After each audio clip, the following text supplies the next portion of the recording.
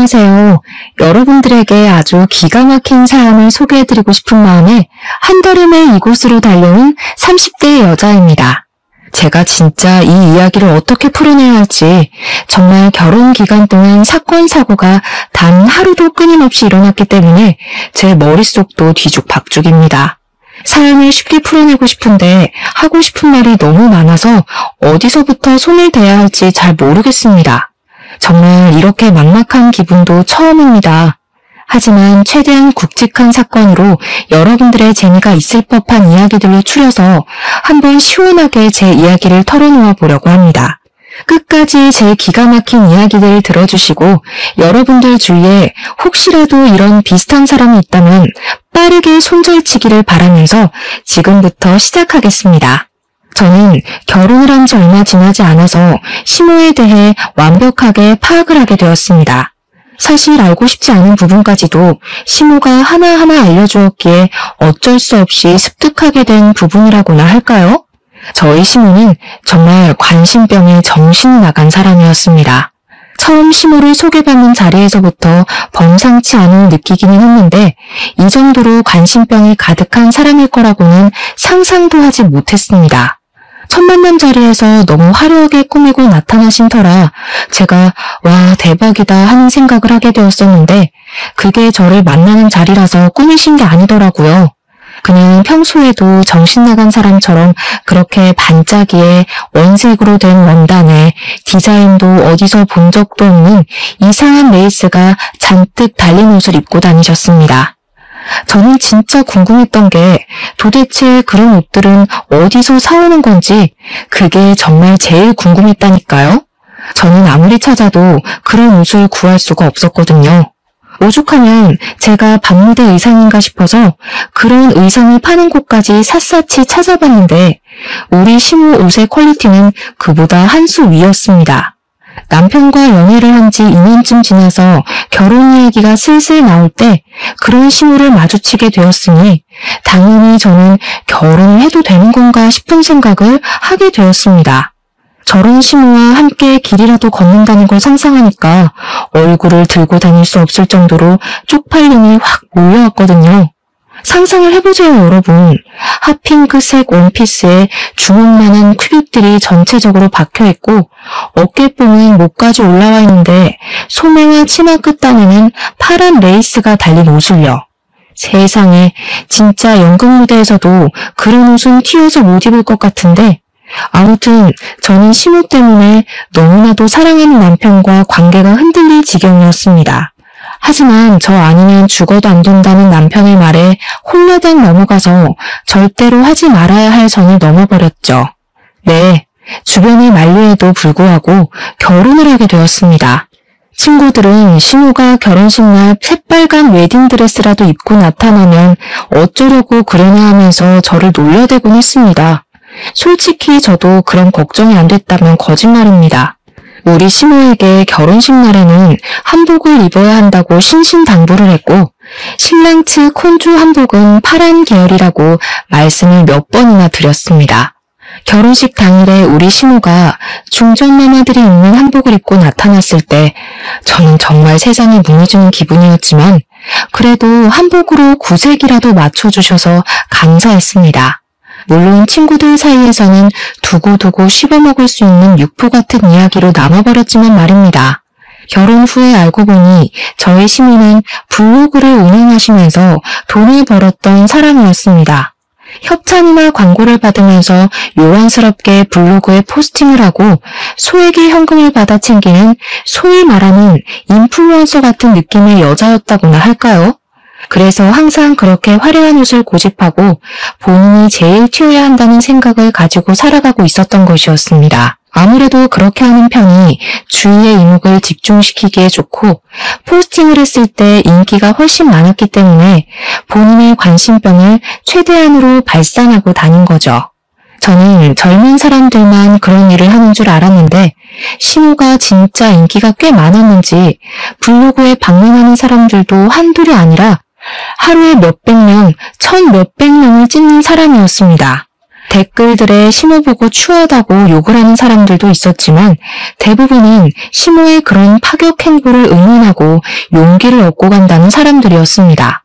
시모의 어깨는 나날이 치솟았는데 우리 시모에게 아주 큰 시련이 들이닥치게 되었습니다. 무분별하게 돈을 받고 아무 글이나 대충 써서 올리는 바람에 시모가 엄청나게 키워왔던 블로그가 재질을 먹고 영구적으로 사용할 수 없게 되어버린 것입니다. 그 뒤로 시모는 사이트에 전화를 하고 항의를 하고 블로그를 돌려달라고 있는 힘껏 떼를 쓰면서 매달렸지만 개인의 부탁을 그리 쉽게 들어주겠습니까? 당연히 시모는 아무것도 돌려받을 수 없었고 열이 받는다면서 전혀 다른 사이트에서 다시 한번 SNS 인플루언서 활동을 하기 시작했습니다. 워낙 시모가 특이한 행색을 하고 있다 보니까 사람들이 시모를 알아보고 모여들기 시작했고 방문자 수는 금방 되찾을 수 있게 되었습니다. 사람들이 몰려들었으니까 우리 시모가 무슨 짓을 또 했을까요? 네, 상상하시다시피 또 물건을 팔기 시작했습니다. 이번에는 운영하던 SNS가 이전만큼 큰 곳이 아니다 보니까 시모가 더 마음대로 날뛰기 시작했고 불량품이 가득한 가전부터 시작해서 인증되지 않은 식품을 팔았습니다. 불량품을 팔고 환불을 안 해주는 것은 물론이고요. 인증되지 않은 식품 때문에 알레르기가 나거나 탈이 난 사람들이 한두 명이 아니었습니다. 그 사람들이 당연히 누구한테 따져 물었겠습니까? 시모한테로 연락이 쏟아졌지만 시모는 물건을 판 돈만 받아 챙기고 사후 관리를 하나도 해주지 않았습니다. 본인도 다른 업체를 통해서 물건을 팔았던 것이라고 하면서 본사를 통해서 연락을 하라며 나몰라라 하게 된 것입니다. 피해를 입었다는 사람들 한둘이 아니었고 그 사람들이 전부 시모에게 화를 내며 소송을 걸었습니다. 시모는 순식간에 피의자가 되었습니다. 소송을 당한 뒤에 과대 광고 및 불량품을 판 혐의로 벌금까지 물었는데도 불구하고 시모는 전혀 반성의 기미가 보이지 않았습니다. 물건을 판매하고 얻는 수익이 얼마나 되는지 아냐며 저와 남편에게 훈계를 하기까지 했고요. 별의별 사이트를 통해서 물건을 팔아치우기 시작했습니다.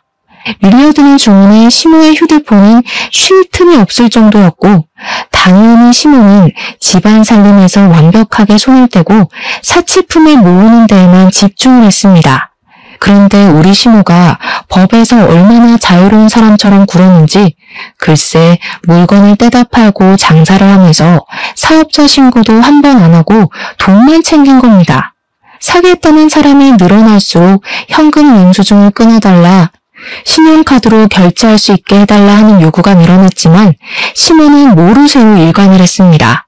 제가 시모에게 사업자 신고를 하는 게 좋지 않겠냐고 했더니 그러면 세금을 내야 하지 않느냐며 절대로 그런 방법으로는 돈을 벌 수 없다고 하더라고요. 한마디로 벌금으로 수백만 원을 내고도 정신 못 차리고 탈세를 하고 있었던 것이었습니다. 일부 고객들의 항의가 심해지고 시모에게 현금 영수증을 끊어달라고 요청을 했다가 차단을 당한 사람들이 또 한마음 한뜻으로 공정거래위원회에 고발을 한 겁니다. 당연히 국세청에서 시모의 자금에 대한 신고를 받고 조사를 하기 시작했고요. 몇 번이 아니라 몇 년 동안 탈세를 한 것이 밝혀지고 말았습니다. 당연히 세금을 거둘 수 있는 빌미가 생겼으니 국세청에서도 시모에게 벌금 내놔, 세금 내놔 하지 않았겠습니까? 한두 번이 아니라 몇 년치의 세금을 때려맞다 보니까 시모에게 정말 어마어마한 벌금이 내려지게 되었습니다. 시모는 갑자기 쏟아지는 벌금에 놀라서 시부에게 저와 남편에게 도움을 요청했지만 저희가 사실 도와줘야 할 의무가 없지 않겠습니까? 돈도 없었고요. 시모는 어떻게 가족끼리 이렇게 등을 질 수 있냐고 노발대발 하셨는데 그동안 벌었던 돈으로 저희에게 밥 한 번 사주신 적이 없는 분이 너무한 건 아닐까요? 오죽하면 나름 효자인 우리 남편까지도 시모한테 그거는 못 도와준다면서 벽을 딱 치고 연락도 받지 않더라고요. 시모는 억울해하면서 시부에게 도움을 요청했는데 그동안 시모가 하고 다니던 행색도 블로그를 운영하는 것도 마음에 들지 않았던 시부가 쌓아온 것들을 터뜨리셨습니다. 내가 쪽팔린다고 그런 식으로 행동하고 다니지 말라고 몇 번을 말했어. 내가 진짜 당신이 하는 짓에 진절머리가 난다. 아주 꼴도 보기 싫다고. 아니, 당신은 어떻게 마누라한테 그런 소리를 할 수가 있어? 내가 뭐 알았으면 잘했겠지. 모르니까 실수할 수 있는 거 아니야. 도와주라고. 내가 평생 돈 벌어다가 생활비 주고 부족하지 않게 해줬는데 굳이 그런 짓을 해가면서 돈을 벌어야 하는 이유가 뭐야? 사치 때문 아니야. 시부와 시모의 싸움은 줄어들 기미가 보이지 않았고 결국에는 시부가 시모에게 이혼을 선언하셨습니다. 시모는 처음에 시부가 진짜 이혼 도장을 찍을 거라 생각을 하지 못했는지 당당하게 이런 허울함을 감싸주지 못하는 남자랑은 더 이상 살 이유가 없다며 이혼을 하겠다고 하셨습니다. 하지만 시부는 순도 100%의 진심이었고 오기로 버티던 시모는 결국 시부와 이혼을 하게 되었습니다. 이혼을 말리던 저희도 시부의 단호한 말에 어쩔 수 없이 수긍을 했습니다. 시부와 시모가 이혼을 하던 날 시부의 표정이 얼마나 홀가분하던지 진짜 자유를 찾은 사람처럼 보였달까요? 이 모든 일이 제가 결혼한 지 3개월 만에 일어난 일이었습니다. 진짜 제가 그 3개월 동안 하루도 빠짐없이 터지는 사건 사고에 탈모가 찾아올 지경이었습니다. 물론 남편에게 그동안 시부가 얼마나 마음고생을 했는지 화려한 간신병 시모를 데리고 다니면서 얼굴을 들고 다니지 못한 날이 얼마나 많았는지 다 전해 들었었습니다. 솔직히 속으로는 언젠가 시부와 시모가 이혼을 하지 않을까 하고 생각을 하기도 했었습니다만 그게 3개월 만에 일어나게 될 줄은 전혀 몰랐습니다. 저희 부모님께 어떤 식으로 시부모의 이혼을 전해야 할지도 모르겠고 정말 쪽팔려서 이걸 꼭꼭 숨겨야겠다고 생각하기도 잠시 저에게 아주 기가 막힌 일이 터졌습니다. 그건 바로 시부가 시모를 무일푼으로 자기 집에서 나가라며 쫓아낸 바람에 오갈 곳 없는 시모가 저희 집으로 찾아와서는 당당하게 방을 내놓으라고 하신 겁니다. 어느 날 갑자기 찾아온 시모는 저에게 재앙을 가져다 주었습니다. 도대체 그동안 벌었던 그 많은 돈들이 다 어디로 사라졌는지 궁금했다니까요. 아무튼 저는 당황해서 시모에게 오셔도 왜 우리 집에 오시냐고 했더니 시모가 그러더라고요. 내가 뭐 못 올 때 왔니? 내 아들이 사는 집에서 같이 살겠다는데 뭐가 문제냐고.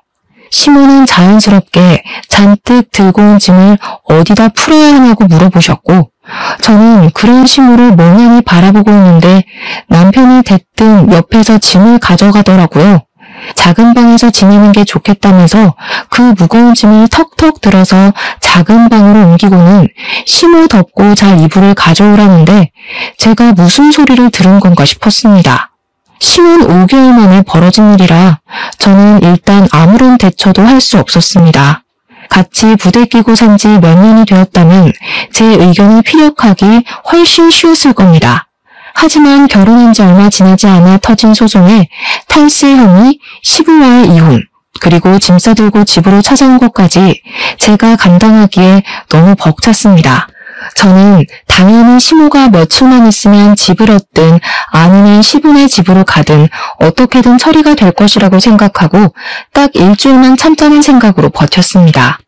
응당 사람이라면 아들 부부가 사는 집에서 눈치가 보여서라도 오래 못 있지 않겠습니까? 제가 대면대면하게 대하면 시모도 불편함을 느낄 거라고 생각을 한 거죠. 물론 저의 그 모든 생각이 아주 안일한 생각이었다는 걸 뒤늦게 깨닫게 되었지만 말입니다. 여보, 나랑 상의도 없이 어머님을 집에서 지내라고 하면 어떡해? 내가 불편할 걸 생각도 안 해봤어? 당신이야, 당신 어머니지. 나한테는 시어머니야. 우리 엄마 SNS 중독자인 거 몰라서 그래? 신경 쓸 거 하나도 없어. 그냥 엄마 알아서 할걸? 그래도 나한테는 시어머니니까 내가 당연히 눈치 보게 되지 않겠냐고. 그럼 어떡하라는 건데. 엄마 보고 길에서 자라고 해? 아들 집에 남는 방이 떡하니 있는데. 남편의 말 또한 반박하기 어려운 말이라서 한 번만 참아보자 하는 마음으로 버티기 시작했습니다. 제가 계속 불편해하면 남편이 제 편을 들어줄 거라고 생각을 했는데 정말 일주일쯤 지나니까 일부러 그러려고 한 게 아닌데도 자동으로 눈살이 찌푸려지더라고요. 집이 개판도 이런 개판이 될 수 있나 싶을 정도로 어지러워지기 시작했습니다. 저는 정말 최소한의 물건만 두고 살자는 주의거든요. 이것저것 많이 들여놔봐야 잘 쓰지도 않을 거고 관리하는데 어려움이 있으니까 필요한 생필품 몇 개를 제외하고는 딱히 물건을 사두지 않았습니다.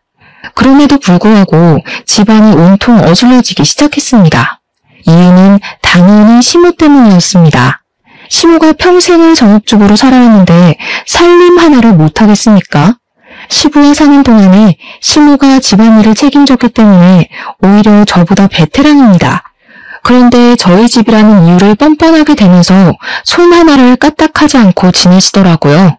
정리는 며느리가 다 해야지. 내 집 살림도 아닌데 내가 함부로 건드렸다가 망가지기라도 하면 어떡하니? 누가 보면 제 물건에 손을 하나도 대지 않는 것처럼 보일 수도 있겠지만 우리 시모는 SNS에 새로운 사진을 올려야 한다고 하면서 집에 있는 몇 개 없는 소품들을 다 끄집어내더라고요. 제가 예쁜 그릇을 모으는 취미가 있었기에 그릇이 꽤 많은 종류로 다양하게 있었는데 시모가 그걸 귀신같이 알고는 자꾸 그릇을 꺼내서 사진을 찍는 겁니다. 그냥 자기가 새로 산 화장품이라며 거짓말을 치고 협찬 사진을 올릴 때에도 제가 모은 비싼 그릇을 꺼내놓고 사진을 찍는 게 아니겠습니까? 그릇이라는 게 싼 건 또 싸지만 비싼 건 진짜 헉소리나게 비싸지 않겠습니까? 다들 살림을 하시는 분들이시니 아실 거라고 믿습니다. 우리 시모는 보는 눈도 기가 막히지 비싸도 제일 비싼 그릇들만 꺼내서 사진을 찍고는 정리도 제대로 안 하고 그냥 널브러져 놓는 겁니다. 그러다가 잘못 건드려서 깨지기라도 하면 어쩌려고 그러는지 한정판 브랜드 그릇들만 꺼내서 자랑하듯이 사진을 찍는데 왜 SNS에 잘 사는 사람들만 보이는지 알겠더라고요. 그 사진 한 장 찍는 것에 목숨을 걸면서 어떻게든 최고급으로 제일 비싼 걸로 주렁주렁 장식을 하려고 하니 모두들 갑부로밖에 보이지 않는 것이었습니다. 제가 정리까지 싹 해둔 그릇들을 죄다 꺼내서 사진을 찍고 몇 개는 이가 나간 것도 보이더라고요. 다른 건 몰라도 제 취미생활을 건드리니 제가 열이 받았습니다. 어머님, 언제까지 저희 집에서 지내실 거예요? 솔직히 저희 집에서 지내시는 거 저 너무 불편해요. 제가 모은 그릇들 말도 없이 쓰는 것도 그렇고요. 저거 저도 아까워서 그냥 구경만 하는 그릇인데 며칠 전엔 없었던 이가 생겼더라고요. 어머님이 하신 일이죠. 왜 허락 없이 제 물건을 막 쓰세요? 예, 그거 좀 쓸 수도 있지. 너 내가 한 달에 버는 돈이 얼마인 줄 아니? 저런 그릇들은 수두룩하게 사줄 수 있어. 걱정하지 마. 그럼 사주시고 말씀하시던가요. 어머님 SNS 활동도 활발하게 하시고 돈도 버시는 것 같던데 집은 언제 구해서 나가실 거예요? 그 말이 끝나기 무섭게 시모가 갑자기 엉엉 우시는 게 아니겠습니까? 저는 처음에 너무 당황스러웠습니다. 눈물만 뚝뚝 흘리시는 게 아니라 엉엉 소리를 내서 우셨거든요. 물론 그것 또한 자기가 불리한 상황이 들이닥치니 저절로 나오게 된 생활 연기라는 걸 나중에 알게 되었습니다. 그때는 꿈에도 몰랐었어요. 그게 연기인지. 시모는 바로 남편에게 전화를 걸어서 말도 안 되는 소리를 하며 저를 모함하기 시작하셨습니다. 그것도 제가 보는 앞에서 천연덕스럽게 없는 말을 지어내시더라고요. 예, 아들아. 며느리가 글쎄 나한테 집에서 나가란다. 내가 갈 곳이 어디 있다고 나를 내쫓는 거라니? 아들이랑도 상의된 내용인 거 맞지? 뭐? 며느리 혼자 독단적으로 결정을 한 거라고? 아이고, 내가 서러워서 살겠나? 나가 죽어야지. 그날 저녁에 퇴근하려고 돌아온 남편이 저를 붙잡고 성질을 팍팍 부리는 겁니다. 그도 그럴 것이 시모가 틈만 나면 남편에게 전화를 걸어서 며느리가 나를 내쫓는단다, 나보고 나가란단다, 나는 어디서 먹고 자냐면서 난리를 쳤거든요. 우리 엄마 보고 집 나가서 살라고 했어? 어떻게 우리 엄마한테 그런 소리를 할 수 있냐? 우리 엄마가 불쌍하지도 않아? 돈도 잘 버시는 것 같은데 집 언제 구하실 거냐고 물어본 거야. 나가라고 한 적 없어. 그리고 불쌍? 눈치 보면서 하루 종일 집 치우는 나는 안 불쌍하니? 너한테나 너네 엄마지. 우리 엄마가 만약 이런 상황이었으면 사위 눈치 보여서 집에 찾아오지도 않았을 거야. 남편과 제가 냉전을 하게 되면서 시모는 제가 한풀 꺾인 것이라고 생각을 했는지 더욱더 날뛰어다니기 시작하셨습니다. 인플루언서 생활을 하면서 알게 된 친구들이 한둘이 아니더라고요. 그 친구들이랑 무슨 술을 그렇게 허구한 날 마셔대는 건지 아들 집에서 산다는 자각이 없으신 것 같았습니다. 술을 마시고 뭐 밤 10시, 11시에 들어오면 저도 시모가 스트레스 풀려 나가는구나 하고 말겠죠. 근데 매번 새벽 2, 3시에 들어오시는 게 아니겠습니까? 도대체 친구분들도 뭘 하시는 분들인 건지 그 시간이 되도록 집 밖에 싸돌아다닌다는 게 말이 됩니까? 그것도 나이도 지긋하신 분들이. 더 기가 막힌 건 말입니다. 우리 시모의 술버릇이 고성방가를 지르는 것이랍니다. 집에 와서 새벽 2, 3시에 샤워를 하면서 노래를 불러대는데 오죽하면 아파트 경비실에서 안내방송이 나오더라니까요. 새벽에 샤워를 하면서 노래를 부르는 일을 멈춰달라고 말입니다. 제가 남보기 부끄러워서 얼굴을 들고 다닐 수가 없었습니다. 정말. 저도 다음날 출근을 해야 하는 사람인데 시모가 매번 고성방가를 질러대니 잠이나 푹 자겠습니까? 남편은 한 번 자면 업어가도 모르는 사람이라 푹 잘만 자더라고요. 그것도 너무 짜증나고 괘씸하게 느껴졌습니다. 제가 결국에는 귀마개를 사서 귀에 꽂고 잠을 자기 시작했습니다. 거기다가 맞벌이라는 자각도 없는 것인지 반찬 투정도 미치도록 하시더라고요. 집안일은 여자가 해야 된다는 사상은 언제쯤 버릴 건지 저한테 잔소리. 그렇게 제가 하는 일이 시원치 않으면 시모 본인이 직접 하면 되는 일인데도 저한테 모든 일을 미루고 시키셨습니다. 너네는 맞벌이 부부식이나 되면서 돈이 궁핍하니? 고기 좀 사 먹자. 고기 좀 구워와봐라. 어떻게 된 게 집에 햄도 하나 없니? 내가 참치 통조림이나 먹으면서 버텨야겠어. 너네는 나에 대한 배려가 전혀 없다. 도대체 나이가 몇 갠데 아직도 햄만 찾으면서 반찬 투정을 한단 말입니까? 이런 시모와 수십 년을 함께 살았던 시부가 존경스럽게 느껴질 정도였습니다. 두 분이 이혼을 한 이후에 제 삶이 완벽하게 달라졌다고 말해도 과언이 아닐 정도였으니까요. 저는 그날 이후로 항상 냉장고에 햄과 소시지를 사다 놓기 시작했고 언제든지 시모가 간단하게 먹을 수 있는 반찬들을 구비해야 했습니다. 남편과 시모는 저의 노력을 어느 날부턴가 당연스럽게 생각했고 제가 일이 바빠서 준비를 하지 못하는 날에는 둘이 동시에 저에게 투정을 부리더군요. 물론 투정을 가장한 빈정거림이었기에 저의 인내심에는 한계가 찾아왔고 저는 더 이상 참아야 할 필요성을 느끼지 못해 눌러 쌓아둔 것을 터뜨리기로 결심했습니다. 그 뒤로 타이밍만 보면서 남편과 완전히 냉전인 상태로 지내고 있었습니다. 집도 반반, 결혼 딱딱 맞춰 했는데 왜 시모를 모시고 살아야 한다는 건지 어이가 없었죠. 제가 전생에 나라를 팔아먹은 이완용이었나 생각까지 하게 되었습니다. 분명 연애하고 결혼을 결정할 당시만 해도 이런 일이 생길 거라고는 상상도 못했으니까요. 제가 언젠가 터뜨리려고 눈치만 보고 있는데 우리 시모는 그런 분위기 파악조차 못하는 건지 무슨 택배를 허구한 날 시켜대는 게 아니겠습니까?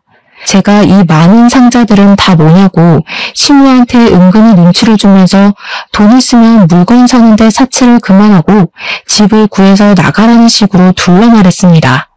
그러자 시모는 저에게 이 제품들은 전부 돈 주고 산 게 아니라 협찬을 받은 거라고 하면서 SNS에 올려줘야 하는 물품이라고 하더라고요. 협찬은 개뿔. 누가 명품 액세서리를 협찬으로 준단 말입니까? 시모가 연예인도 아니고 정말 모든 사람이 다 알만한 유명인도 아닌데요. 자기 돈 주고 샀는데 그 돈 어디서 났냐고 제가 추궁할까봐 거짓말로 하는 걸 제가 모를 것 같았나 봅니다. 세금을 때려맞은 이후로 SNS에서 물건을 파는 일도 그만두었는데 도대체 무슨 돈이 생겨서 사치를 부리는 건지 상당히 궁금했던 시기였습니다. 그날도 어김없이 택배가 수두룩하게 도착을 했고 시모가 택배를 다 뜯은 뒤에 사진 촬영을 한다고 물건을 그릇 위에 올리다가 그릇을 깨물었습니다. 제가 제일 아끼는 한정판 브랜드 그릇으로 한 개에 지금은 100만 원 호가하는 제품이었기에 저의 인내심은 완전히 바닥이 났죠. 브랜드 값만 몇십만 원이라더니 그릇은 쓰레기나 다름없네. 이렇게 쉽게 깨져? 언니야, 와서 이것 좀 치워라. 저는 뻔뻔한 시모의 작태를 참기 힘들어 그 길로 뒤도 돌아보지 않고 시부를 찾아가서 그동안 저희 집에서 있었던 모든 일들을 낱낱이 고했습니다. 제 이야기를 전부 전해들은 시부는 부글부글 끓어오르는 화를 숨기지 않으며 저희 집으로 가자고 하셨고 저는 시부와 함께 집으로 돌아왔습니다. 남편이 퇴근하고 돌아왔는지 시부랑 같이 TV를 보면서 과일을 처먹고 있다가 시부와 제가 함께 들어가니 놀라서 벌떡 일어서더라고요. 시모가 시부를 보고 입을 삐죽이면서 여기는 왜 왔냐고 물어보며 은근히 다시 집으로 불러주기를 기대하는 것 같았습니다. 이 망할 요팬네가 이혼할 때 내가 애들한테 민폐 끼치지 말고 원룸이라도 얻어나가라고 보증금 줬어 안 줬어? 근데도 이런 짓을 해? 응? 아들 부부 보기 부끄럽지도 않아? 허구한 날 사고만 치고 도대체 그 보증금은 어디다 썼길래 여기서 이러고 있어? 아들 부부까지 이혼시키고 싶은 게야 지금? 알고 보니까 이혼을 할 당시에 시부가 집을 나가라고 하면서 시모에게 원룸 하나를 얻을 수 있는 보증금 3천만 원을 줬다는 겁니다. 그렇게 좋아하는 SNS 장사를 하든 말든 마음대로 하라고 이 돈 받고 끝나는 거라고 하면서 저희 부부의 집에 민폐를 끼치지 말라고 신신당부를 했대요. 하지만 시모는 그런 모든 걸 싹 입씻고는 그 3천만 원으로 되지도 않는 사치를 해대면서 저희 집에 눌어붙고 있었던 것이었습니다. 시부가 저희 집에 와서 제가 앓던 속까지 시원하게 긁어주시는데 시모가 당황한 건지 뭔지 아무 말도 하지 않고 가만히 있더라고요. 시부가 당장 나오라고 끌고 가려고 하는데 시모가 저를 표독스럽게 째려보면서 화를 내는 게 아니겠습니까? 이거 완전히 여유가 따로 없네. 내가 며느리를 잘못 봐도 한참 잘못 봤어. 곰인 줄 알았더니 꼬리 9개 달린 궁유잖아. 뭐라고요? 그게 지금 며느리한테 하실 말씀이세요? 저는 어머님이 왜 이혼당했는지 이제야 정확히 알겠네요.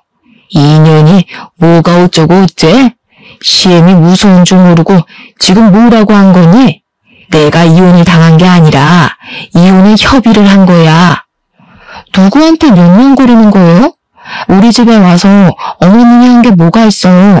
청소를 한 번 해줬어요? 빨래를 한 번 해줬어요? 제 그릇 깨먹고 저보고 치우라고 하셨잖아요. 우리 집에 와서 어머님이 산 짐들 좀 보세요. 산더미예요, 산더미. 도대체 저 커다란 운동기구는 사진 한 번 찍고 하지도 않을 거면서 왜 산 거예요? 갖다 팔아버려요. 제가 그동안 쌓아두었던 속갯말을 전부 쏟아내자 시부는 옆에서 제 말을 거들면서 저 정신나간 옆했네 하면서 같이 화를 내주셨습니다. 시부가 든든하게 제 편을 들어주니까 저도 쉬지 않고 시모에게 따지고 들었는데 갑자기 제 남편이 제 등짝을 때리면서 시모 편을 드는 게 아니겠습니까?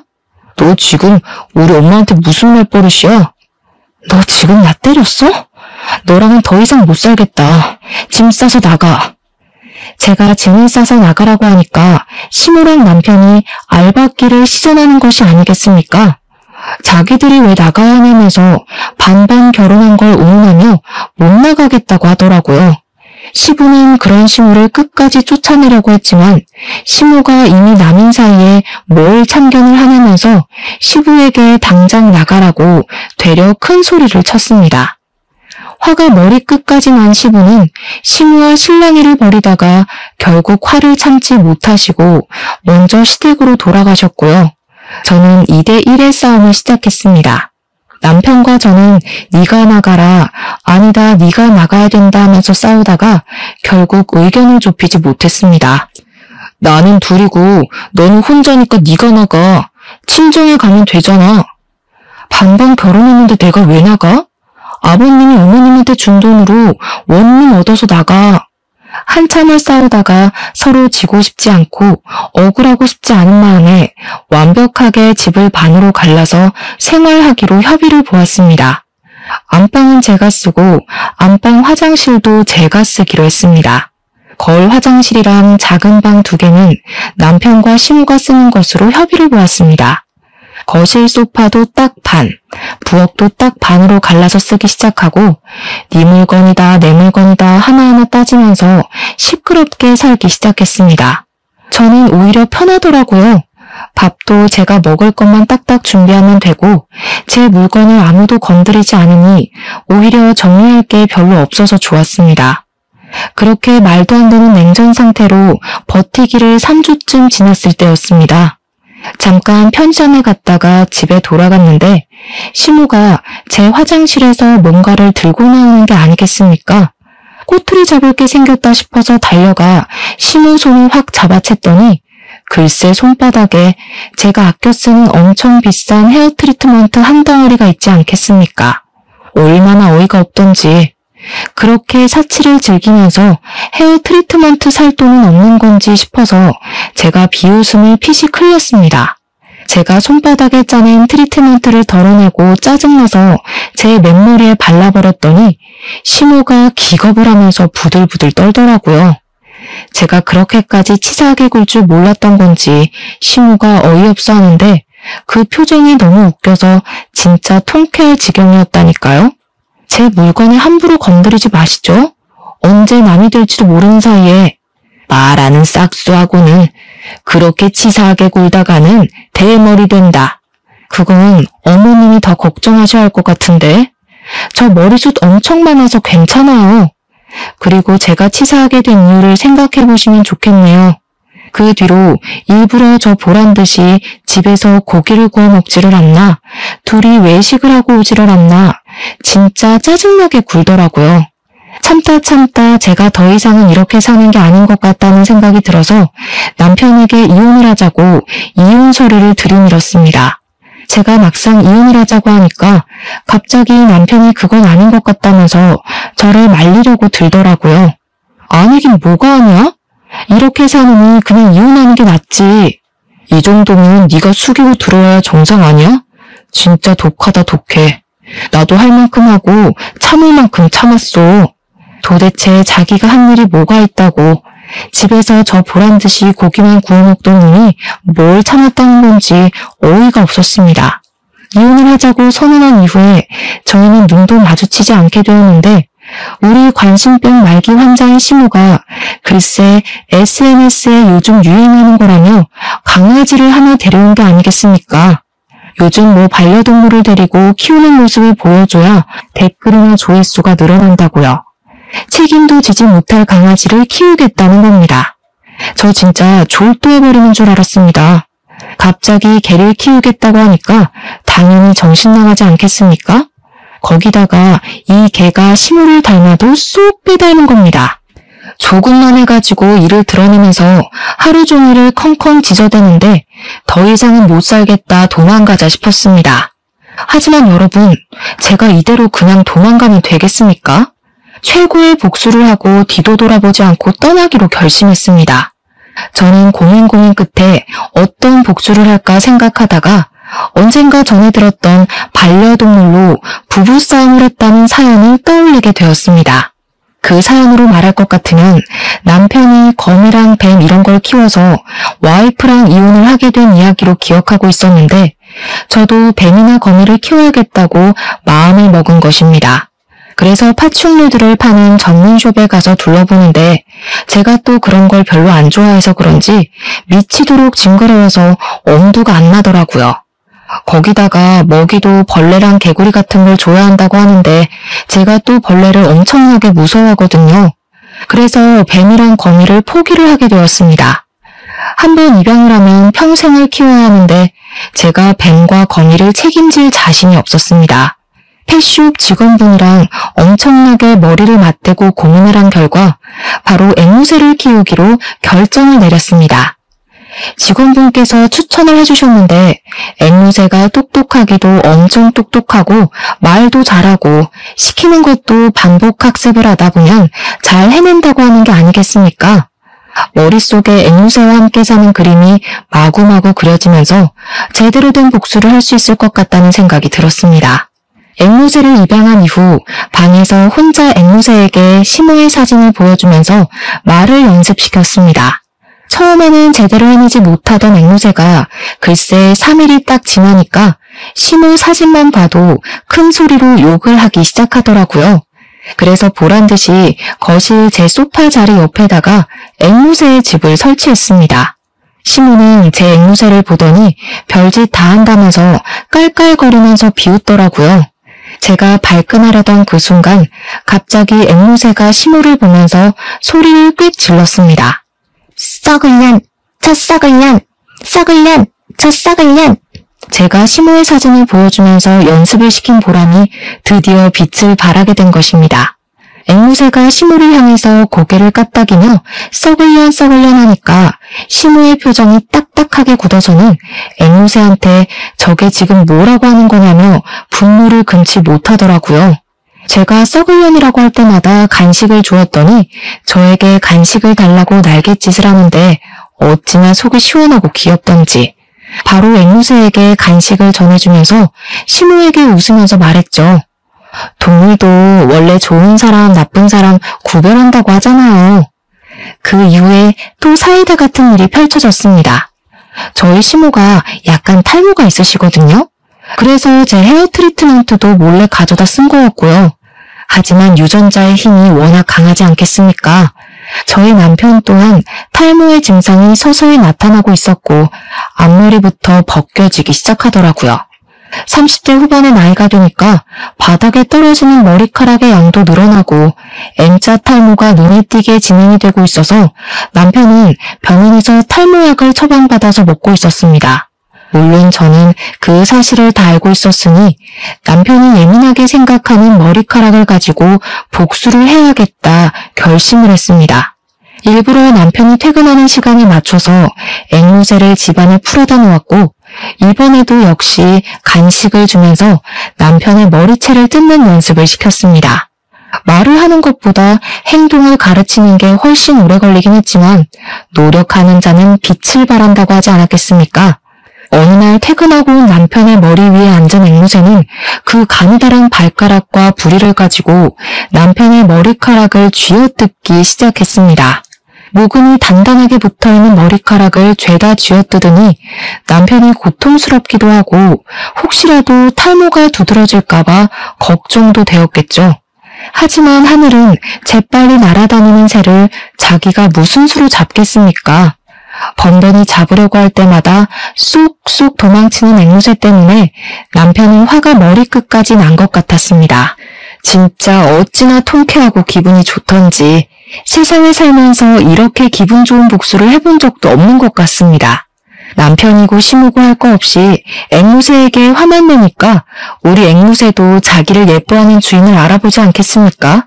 시무만 보면 썩을 년하고 남편만 보면 머리를 쥐어뜯으니까 시무랑 남편이 드디어 앵무새를 치우라고 하더라고요. 어머, 반려동물을 어떻게 쉽게 파양하나요? 여기 반절은 제 집인데 제가 열심히 키울 거예요. 내가 저 망할 앵무새 때문에 머리가 다 아프다. 내가 개를 키워서 반항심에 키우는 거면 개를 지방에 있는 내 동생 집으로 보내마. 시모는 정말 앵무새가 싫었는지 다음날 바로 충청도에 있는 이모님을 불러서 강아지를 보내버리셨습니다. 하지만 제가 확답을 했던 것도 아니고 왜 앵무새를 다른 집으로 보내야 하나요? 저는 그런 시모와 남편을 무시하고 새를 계속 키웠습니다. 제가 앵무새와 행복하게 지내는 동안 남편의 머리는 점점 비어가기 시작했고 결국 저에게 앵무새를 치우지 않으면 이혼을 하겠다고 하더라고요. 그게 바로 제가 바라던 바 아니겠습니까?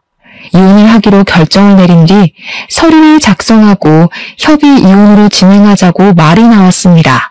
반반 준비한 만큼 정확하게 반반 갈라서 나눠 가지자고 서류에 공증도 받고 정말 철천지 원수처럼 으르렁거리고 있었습니다.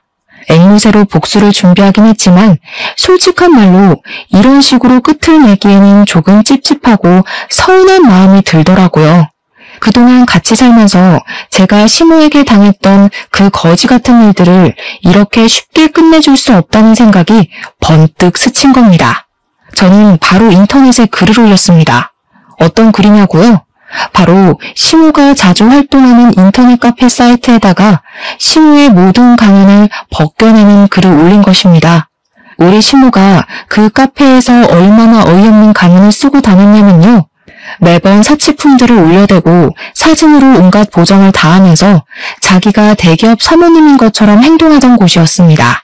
시모의 추종자들도 꽤 많았는데 시모가 글을 한번 올리면 언니 대박이에요, 언니 멋있어요, 언니 같은 사람이 되고 싶어요 하는 댓글이 달렸습니다.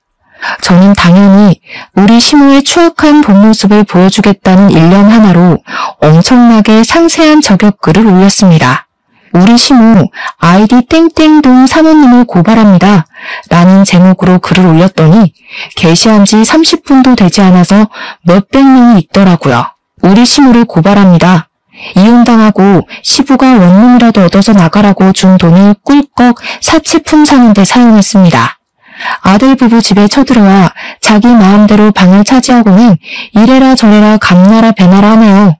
며느리가 모던 접시를 깨먹는 건 일상이고 집 청소며 빨래며 요리며 하나도 자기 손으로 하는 게 없습니다. 운동기구도 사놓고 매일 하는 것처럼 거짓말을 하는데 사진만 찍고 방치를 해둡니다. 며느리 물건을 자기 물건인 것 마냥 마구마구 사용하고 먹는 걸로도 치사하게 구네요.